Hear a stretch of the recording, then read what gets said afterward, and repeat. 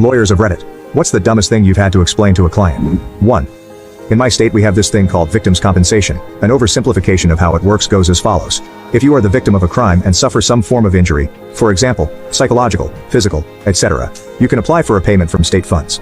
If you are the perpetrator of one of those crimes, for example, an assault, robbery, pedophilia, etc., an order can be made for you to pay the state back an amount relating to that victim's compensation. I had a client who felt the process of being convicted for assaulting his relatives, and having to pay victims compensation back to the state was arduous, and in return, he should be receiving victims compensation from the state. So, that was fun to explain. 2. I once had to explain to a client that he could, in fact, fire an employee for 1. Stealing significant sums of money from the safe, 2. Pulling a gun on a coworker who questioned these activities, and 3.